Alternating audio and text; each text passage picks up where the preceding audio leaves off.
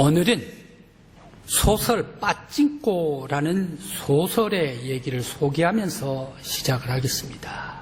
목사님, 왜 하필이면 주일날 예배에 제일 거룩한 예배 빠찡꼬부터 얘기를 합니까? 이러신 분들도 계시리라 생각이 되는데, 이 소설 빠찡꼬, 이것은 미국과 한국의 사회에 엄청난 센세이션을 일으키고, 그리고 일본에는 아주 이 핵폭탄을 던져놓는 그러한 지금 꼭 이 사회에 한국, 미국, 일본뿐만 아니라 유럽 온 세계를 진동시키고 있는 소설이 빠찡꼬입니다. 많은 사람들은 얘기를 합니다. 이 빠찡꼬 소설이 아마 올해 저 노르웨이에서 시상식을 하는 그러한 세계 노벨 문학상 후보는 될 것이다 라고 이렇게 소개를 하는 소설입니다. 작가 이민진입니다. 그는 한국에서 7살까지 살았습니다. 아버지 따라서, 어머니 따라서 미국으로 이민을 갔습니다. 그래서 미국에 이민 가서 뉴욕에서 살면서 그는 공부를 하는데 영특했습니다. 미국의 3번째 좋은 학교 예일대학교에 들어갔습니다. 역사학을 했죠.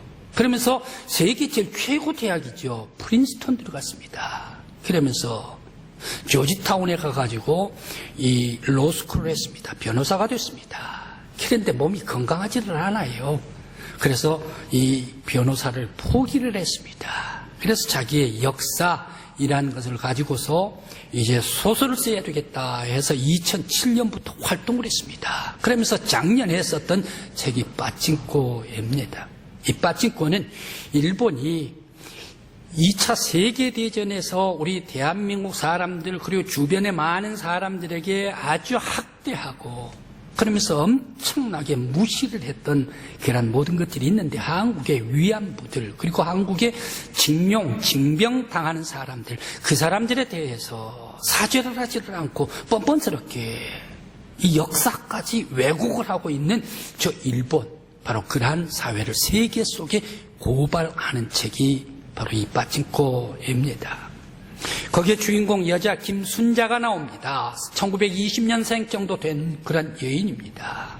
그런데 이 여인이 처녀 때 일본 남자 유부녀한테 강탈을 당합니다. 그래 애를 낳죠. 이름도 못 올렸죠. 같이 살 수가 없으니까. 그래 나중에 다른 사람과 결혼을 했습니다. 목사 백노와 함께 결혼했습니다. 이 아이를 낳은 아이를 그 백목사님 아들 이름을 올리게 됩니다. 그래서 백이삭이다라고 이름을 붙였습니다. 그리고 그 목사님과의 사이에 백야곱을 낳았습니다. 야곱 이 아들은 일본으로 넘어가가지고 나가사키에서 직장에 젊은 사람으로 일을 하다가 그만 2차 세계대전에 원폭을 만나가지고 건강했다가 원폭 병이 들어가지고 시름시름 죽어버리고 맙니다. 그러면서 이 김순자 그리고 백노와 이 부부가 함께 일본 도쿄로 이사를 갑니다. 그러면서 제일 한국인 속에서 함께 사는데 무시당하고 그러면서 또 거기에 많은 그런 압제를 당하면서 왕따 당하면서 이짐에 당하면서 한국인들 살아가는 그런 모습에서 엄청난 시련을 겪었습니다. 그럼에도 불구하고 일본 사회에서는 한국의 위안부라든지 징용이라든지 이것을 오히려 역사 왜곡을 하고 뻔뻔스럽게 얘기를 한다는 얘기. 그래서 바로 이 빠찡꼬를 써서 세계 속에 알리는 그러한 책이 바로 이 빠찡꼬입니다. 이 여인 아주 자기의 길을 가는 그러한 훌륭한 사람이었습니다. 여장부였습니다. 일본의 만행을 만천하에 알리는 멋진 여성이 바로 이 작가 이민진입니다. 오늘의 성경 말씀에 멋진 사람이 등장을 합니다. 그 멋진 사람은 누구입니까? 바울 사도입니다. 이 바울 사도는 어떻습니까? 오늘 말씀에 멋진 생애의 고백을 하고 있습니다. 바울은 인생을 달려갑니다. 열심히 달려갑니다. 달려가면서 진실을 고백을 하고 있습니다. 과연 바울은 어디에 무엇을 향하여 달려가고 있는가? 오늘 성령님께서 여러분들에게 우리들에게 영감을 주셔서 하늘의 신령한 음성을 들을 수 있는 말씀이 되시길 간절히 기원합니다. 오늘 성경 말씀 11절 말씀에서 14절까지의 말씀입니다. 왜 바울 사도는 대사도 베드로에게 책망을 했을까? 말이나 됩니까? 베드로는 그야말로 대사도 아닙니까? 그런데 대사도를 왜 바울이 베드로를 책망을 하냐는 얘기예요. 바울의 군번이 베드로를 책망할 수 있는 군번인가? 바울은 어떻습니까? 이제야 예수 믿고 새 사람 돼가지고 이방인의 사도가 됐습니다. 그런데 이 바울이 예루살렘에 많은 초대교회에 같이 들어가서 활동을 하려고 그랬더니 거기서 만나주지를 않는 거예요. 외톨이가 되어버리고 말지 않습니까? 그런데 베드로는 어떤 생활을 합니까? 베드로 가는 곳곳마다 수제자입니다. 그리고 앞서 나가는 사도입니다. 베드로가 걸어가면 많은 병든 사람들이 와가지고 그 앞에 그림자라도 행여 이 자기의 몸에 닿을까 싶어 가지고 나와오면서 베드로를 사랑하고 존경했던 사람이 대사도 베드로 아닙니까? 이런 베드로를 바울 사도가 책망할 수 있는 군번이냐는 얘기. 그런데 오늘 말씀에 11절 14절까지의 말씀에 내가 책망할 일이 있어서 베드로를 게바를 책망하노라 라고 말씀을 주시고 있습니다. 왜 책망을 했을까? 베드로가 실수를 했을까? 아니면 바울이 베드로 위에 치어 올라가려고 했을까? 아니면 또 다른 하나님의 뜻이 계셔서 복음의 수호를 하려고 했을까? 왜 그랬을까? 생각을 해봅니다. 또한 오늘 성경 말씀에 바울은 자기의 삶을 부정을 하고 있습니다. 20절 말씀입니다. 오늘의 핵심 말씀입니다. 바울은 자기가 죽었다고 얘기를 합니다. 그런데 내 안에 예수가 계시다라고 얘기를 합니다. 그러면서 내 안에 예수가 산다라고 얘기를 합니다. 그러면서 예수가 내 안에 살기 때문에 나도 삽니다라고 자기를 얘기를 하고 있습니다. 그러면서 자기는 아주 힘있게 육체적으로 강인하게 살아있으면서 나는 죽었다라고 왜 이렇게 바울 사도는 자기를 부정을 하고 있을까 생각을 해봅니다. 여기에는 바울 사도가 인간적으로 살 수 없는 부족한 것이 있었기 때문에 그랬을까? 육체적으로 모자란 것이 있었기 때문에 그랬을까? 아니면 바울 사도가 넘치도록 특출나게 똑똑했기 때문에 그랬을까? 왜 나는 죽었다라고 자기 부정을 하고 있을까 생각을 해봅니다. 먼저 대사도 베드로를 책망했던 것은 바로 이 하나님의 뜻인 이 복음의 이방 사회의 많은 사람들에게 증거를 하려고 하는데 이 이방 사회 많은 사람들에게 전파되어야 하는 이 복음의 말씀이 행여 왜곡이 될까 싶어서 복음을 수호하기 위해서 베드로를 책망을 하고 있습니다. 그리고 또 바울 사도가 자기를 부정한 것은 인간의 육체적인 부족함이 아닙니다. 오히려 예수의 은혜 때문에 자기를 부정하고 있습니다. 과거에 나는 율법주의자로 살았습니다.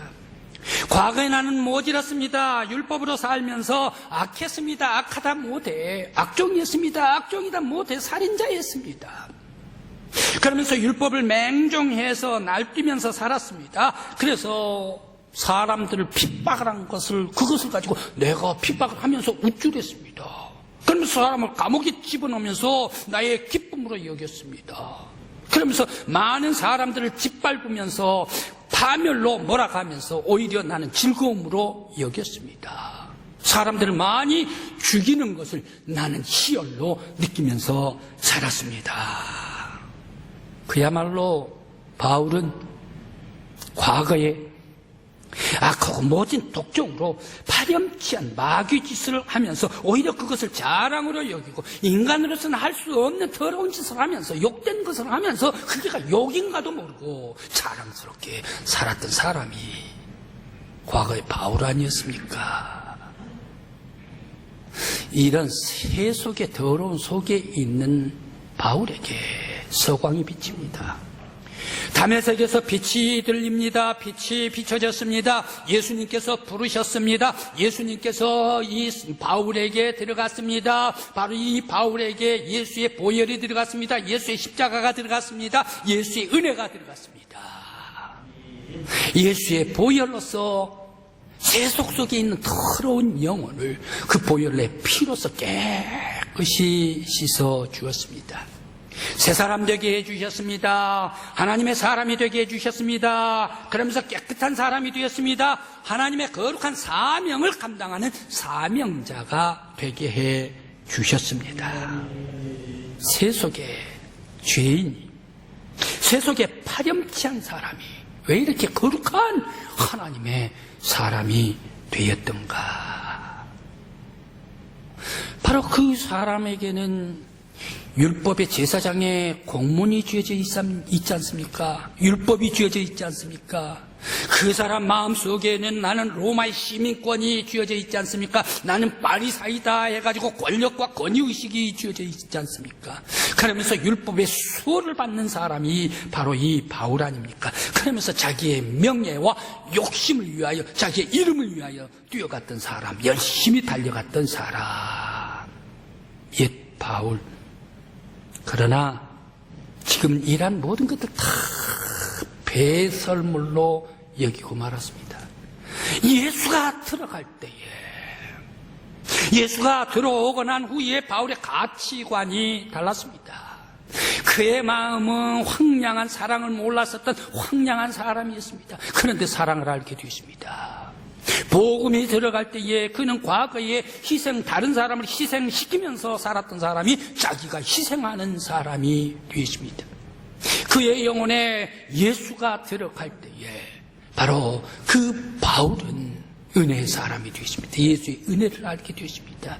그러면서 섬기는 사람이 되었습니다. 많은 사람들을 사랑하는 사람이 되었습니다. 은혜를 알게 되었습니다. 복음의 은총을 알게 되었습니다. 그러면서 나는 이제 예수의 보혈의 피로 새 사람이, 완벽하게 새 사람이 되었습니다. 이제 난 오직 주님의 은혜 받은 사람으로 예수를 위하여 내 인생을 달리고 또 달리는 사람이 되겠습니다. 예수의 은혜로 사는 사람이 되겠습니다.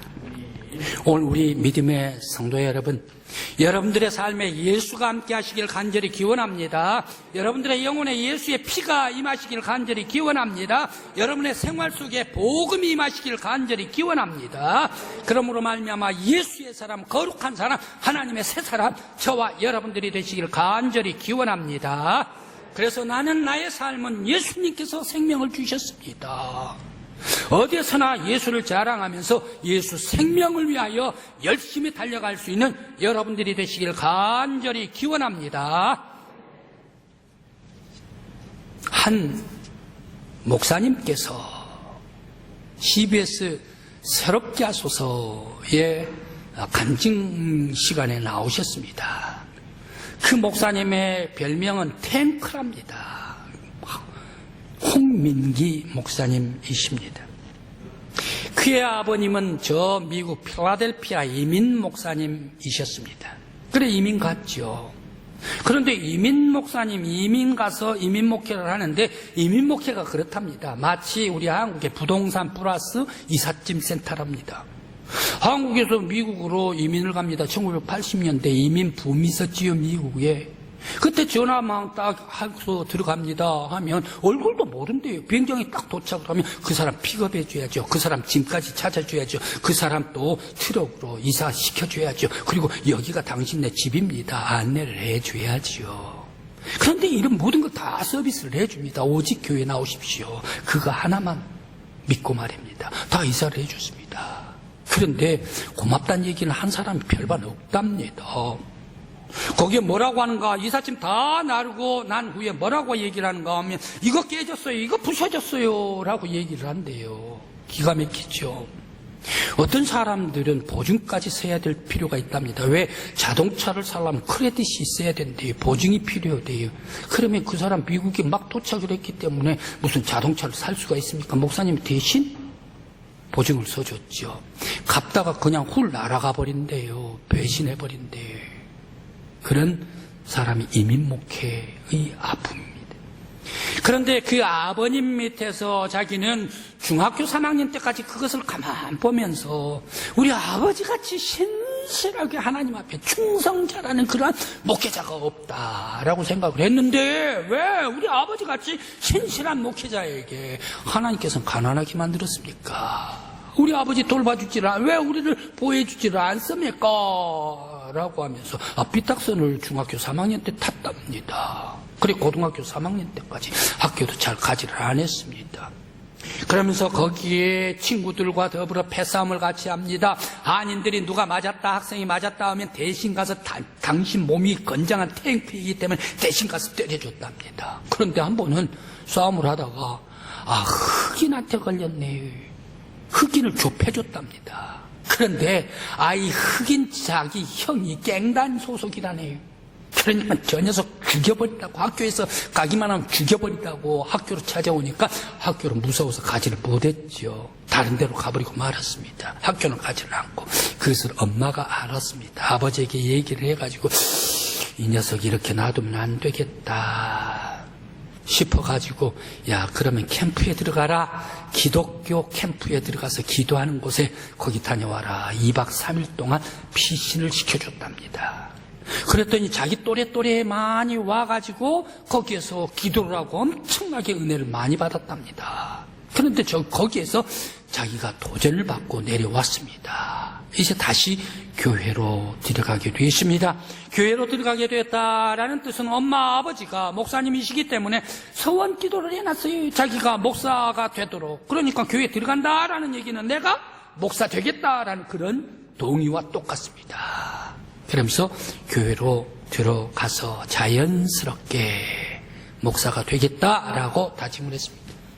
CBS 이 안내자가, 아나운서가 그러면 목사님 어떻게 해서 어떤 말씀에 부딪혀서 목사님은 큰 은혜를 받고 회심을 했습니까? 라고 물었더니 저는 시편 23편 1절 말씀입니다.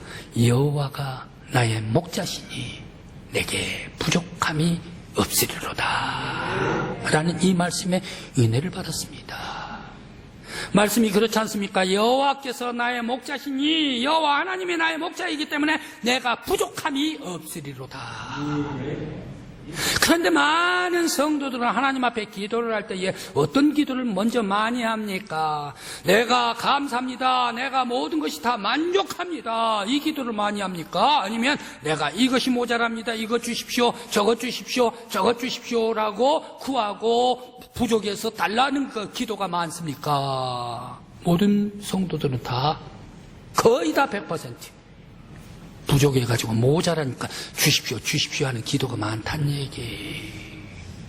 왜 하나님께서 목자이시면 내가 부족함이 없다 했는데 날마다 늘 모자라가지고 채우고 또 채우기만 하려고 하는가. 여기에 딱 부딪혀가지고 은혜를 받았습니다. 왜 이렇게 달라고 청하기만 하는가. 그것은 가치관 때문이다. 세상 가치관, 사회적인 가치관으로 바라볼 때 사람들은 경쟁하는 사람들, 그 사람보다 앞서야 된다는 얘기에 집에도 가진 것이 많아야 된다는 얘기에 돈도 많고 그러면서 지식 배운 것도 많고 능력도 많고 자동차도 좋고 집도 우월하게 사는 것, 이거 해서 비교해서 내가 많은 것을 더 가졌다. 바로 이 세상 가치관으로 살기 때문에 더 주십시오. 줘도 부족하고 만족함이 없다라는 얘기. 그런데 가치관이 하나님 중심으로 예수 중심으로 딱 변화가 될 때 내가 서 있는 것이 감사하대. 내가 숨쉬고 살아있는 것이 감사해. 별빛도 감사해요. 바다도 감사해요. 땅도 감사해요. 내가 활동하는 것도 감사. 내가 집에 있는 내가 예배드리는 것도 모든 것이 하나님과 함께 동행할 때에 부족한 것이 없습니다. 감사했습니다. 은혜 받고 내가 목회자가 되었습니다. 그래서 내가 청소년 사역을 하는데 청소년 때 방황을 했기 때문에 그들에게 한마디 더 해주기 위해서 청소년 사역을 합니다. 그러면서 내가 지금 서울에서 2곳, 그리고 부산에서 1곳, 달라스에서 1곳, 라이트 하우스 무브먼트라는 그런 집이 없는, 교회 당이 없는 사람들만 모이는 교회를 하고 있습니다. 나는 부족함이 없습니다. 왜? 하나님께서 나의 왕이시오, 나의 주인이시기 때문에. 지금까지 나의 모든 삶을 변화시켜 주시고 훌륭한 그리스도의 복음의 사역자가 되게 해 주신 것, 이것은 오직 예수 그리스도의 은혜입니다. 예수가 아니면 내가 삶의 의미가 없습니다. 나의 삶은 오직 예수밖에 없습니다. 오늘도 주님을 위해서, 생명을 주신 예수 그리스도를 위해서 뛰고 달려갑니다 라고 간증을 했습니다. 오늘 우리 성도 여러분, 나의 삶은 어떻습니까? 우리들의 삶, 여러분의 삶은 어떻습니까? 만족이 있습니까? 감사가 있습니까? 주십시오 늘 부족함이 있습니까?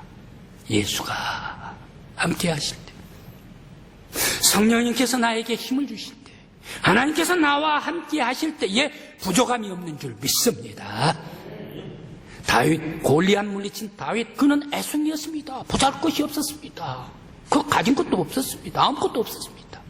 그러나 만군의 여호와의 이름으로 나아갈 때 능력 있는 장군이 되었고 위대한 임금이 되었습니다. 하나님께서 함께해 주실 때입니다. 성도 여러분, 예수 그리스도 안에서 날마다 풍성한 여러분들의 삶이 되시길 간절히 기원합니다. 목자장 되신 여호와 하나님이 나와 함께해 주시고 성령님께서 내 곁에 계신다, 이 믿음의 사실 가운데 늘 감사와 기쁨이 넘치는 저와 여러분들의 삶이 되시길 간절히 기원합니다.